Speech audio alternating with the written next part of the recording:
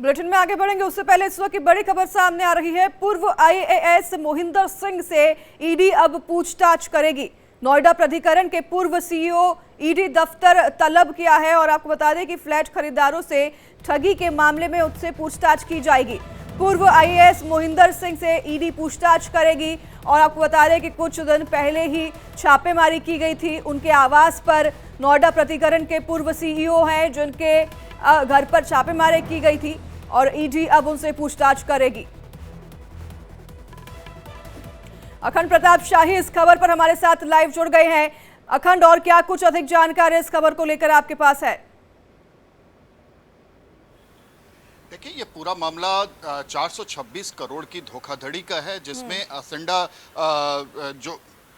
जो ग्रुप है उसके साथ उसमें डायरेक्टरशिप में या रिटायरमेंट के बाद मोहिंदर सिंह, जो कि नोएडा अथॉरिटी में भी रहे और लखनऊ में भी ये कुछ दिनों तक पोस्टेड रहे, तो उनको उसमें शामिल किया गया है और ईडी की जांच के लिए लगातार इनको भेजा जा रहा था, समन भेजा जा रहा था। लेकिन ये ईडी की जांच में चूंकि लखनऊ का एड्रेस जो दिया हुआ था ये लखनऊ के एड्रेस पे नहीं रहते हैं, तो इसलिए उनको तामील नहीं हो पा रही थी। वो समन उनको तामील नहीं हो रहा था, वो नोटिस इनको तामील नहीं हो रहा था। और फिर उसके बाद जब पिछले हफ्ते, जब बुधवार को पिछले हफ्ते ही इनको जब चंडीगढ़ में इनके आवास पर छापा पड़ा था, तो इनके पास से तकरीबन 49 करोड़ के आसपास का नकदी, ज्वेलरी और तमाम सारी चीज़ें, कीमती चीज़ें, जो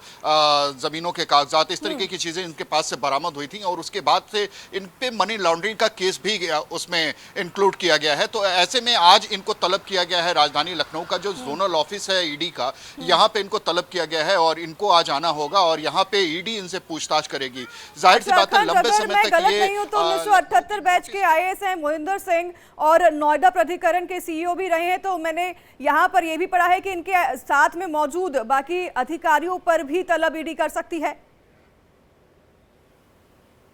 बिल्कुल, इनके साथ साथ इनके जो तमाम अधिकारी हैं उस समय के जो इसमें मिली भगत जिनकी हो सकती है, उन तमाम लोगों से पूछताछ होने की उम्मीद बढ़ रही है। और ये सारा कुछ आज जब पूछताछ के लिए बुलाया जाएगा तो उसकी आगे की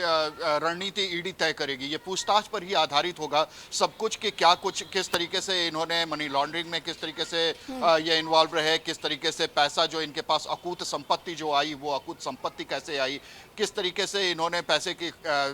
जो हीरे जो खरीदे, एक हीरा ही 5.5 करोड़ के आसपास का बताया जाता है, सैलिटेयर नाम दिया गया उसे, तो उसका वो भी इनके पास से बरामद हुआ। तो इतने महंगे महंगे हीरे, ज्वेलरी और इस तरीके की चीजें इनके पास से अगर बरामद हो रही हैं, तो अब ईडी इस बात को लेकर पूछताछ करने जा रही है कि क्या कुछ चीजें आपके पास कैसे आई, ये जो जितनी चीजें बरामद हुई हैं इसके अलावा भी कोई गुंजाइश बनी है क्या? प्राइवेट लिमिटेड जो है उस पर भी कुछ कार्रवाई यहाँ पर होगी, क्योंकि यहाँ पर ईडी इन पर भी शिकंजा कसते हुए नजर आएगी, क्योंकि इन्हीं के साथ जो है पैसों की घोटाला यहाँ पर और जो है फेरबदल यहाँ पर आप बता रहे थे 426 करोड़ का जो घोटाला है वो किया गया था। बिल्कुल, उस एसेंडा में चूंकि ये डायरेक्टरशिप में उसमें शामिल हैं, डायरेक्टर के रूप में उसमें शामिल हैं, उसके कई डायरेक्टर्स हैं, उसमें ग्रुप डायरेक्टर में ये भी शामिल हैं। और इसके अलावा इनके ऊपर एक और मामला है जो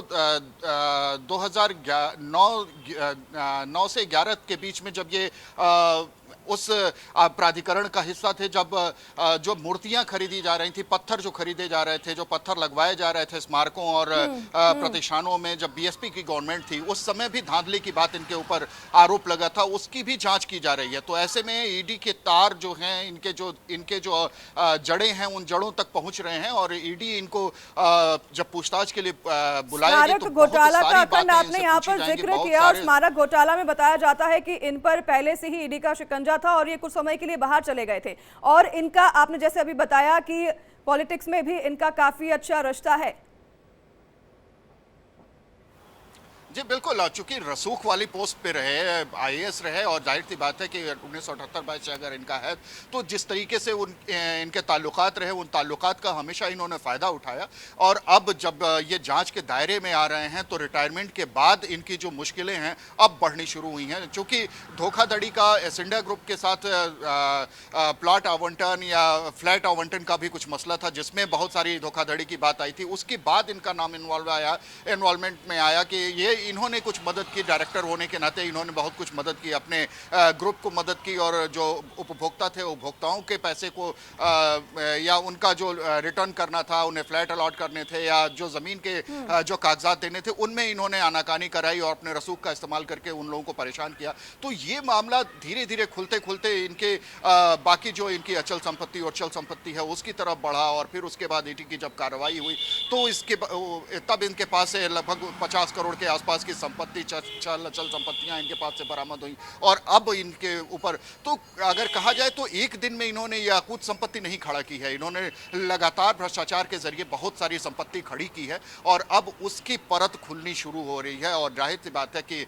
देर से सही, लेकिन इनकी जो इनके ऊपर जो कार्रवाई होने जा रही है उसको लेके अब लोगों की दिलचस्पी ज्यादा बढ़ जाएगी। जी अखंड, बिल्कुल। अब इस कार्रवाई में काफी लोग जो है ईडी के शिकंजे में आएंगे। बहुत धन्यवाद आपका हमारे साथ तमाम जानकारी साझा करने के लिए।